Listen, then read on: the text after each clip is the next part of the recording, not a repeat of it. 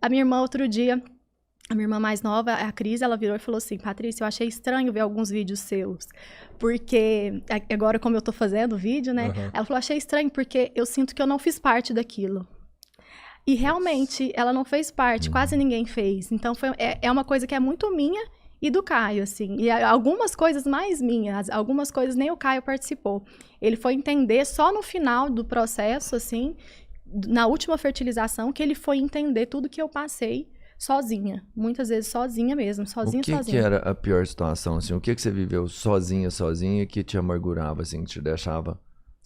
Durante a fertilização? Que você não conseguia passar para as pessoas. O que você não passou, nem pro Caio?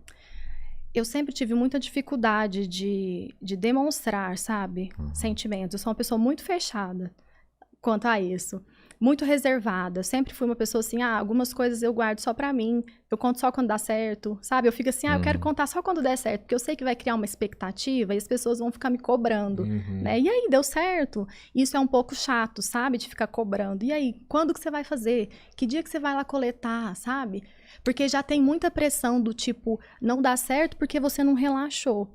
Sabe? Não dá certo porque você não relaxa. Agora que você adotou, você vai ver. Vai dar certo, porque agora você já esqueceu isso. Então, isso causa uma pressão de a culpa ser minha. O tempo todo, né? A culpa ser sempre da mulher. Acho que começa a hora que você casa, né? A hora que você casa já tá lá. E aí?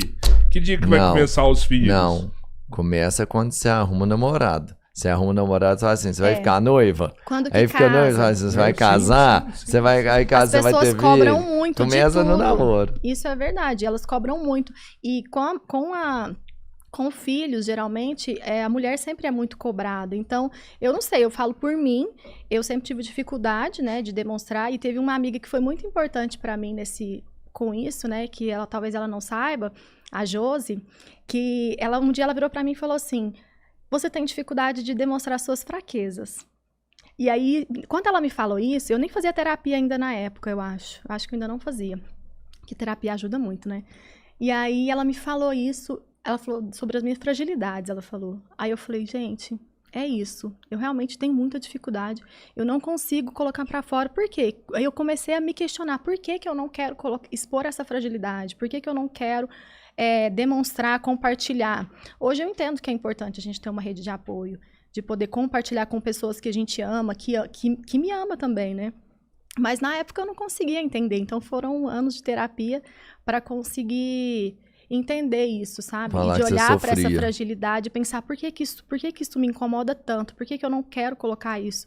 E aí eu acho que vai muito de encontro com aquela questão de eu não queria ter que lutar tanto por isso, eu só queria ter um filho normal, como todo mundo, só queria engravidar, não queria que tivesse que ter questões, sabe?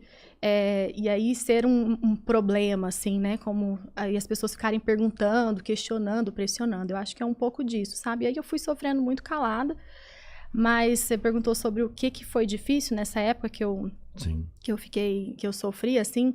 Eu acho que o mais difícil mesmo era sempre nos negativos. Sempre que eu fazia e era negativo, porque é um luto. Porque quando você faz a fertilização, cada embriãozinho que coloca, né, para você já é um filho. Você já deu o nome, você já sabe, você já faz cálculo do dia que ele vai nascer, porque você sabe o dia que colocou, você tem noção do mês que vai nascer. Então, você já faz programação de, nossa, o casamento, porque na época a gente tava com um monte de casamento de amigos, a gente falava assim, nossa, na época do casamento do fulano eu acho que eu vou estar grávida. E aí a viagem tal, eu já vou ter que estar com neném. Então, você já começa a pensar isso. Então, assim, quando vem o negativo, pra tentante, é sempre um luto. Então, eu vivia esse luto sozinha. E, às vezes, o Caio não sabia disso. Porque ele estava trabalhando, a gente tinha acabado de mudar para Ribeirão Preto. E eu vivi uma fase muito sozinha. Eu cheguei lá, eu era só a esposa do Caio.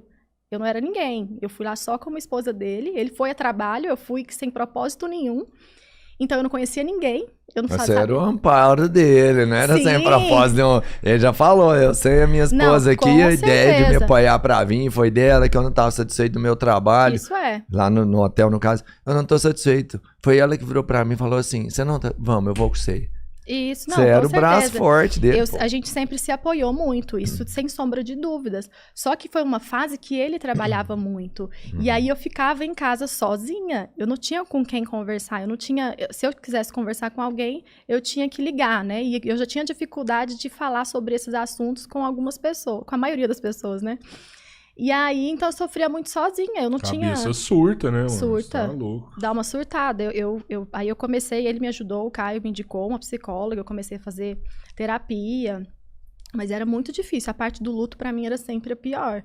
Porque, além de tudo, além de toda a expectativa, eu tinha acabado de fazer uma injeção, várias injeções de hormônio, então você ainda tá totalmente...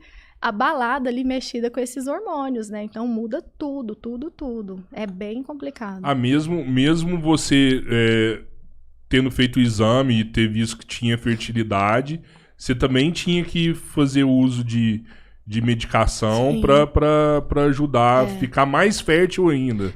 Porque na fertilização, no processo, você precisa injetar injetar uns hormônios para estimular o seu corpo ali, sabe? Eu não sei explicar, assim, da forma da medicina, assim. Mas você injeta esses hormônios, que são pesadíssimos, é uma bomba de hormônio.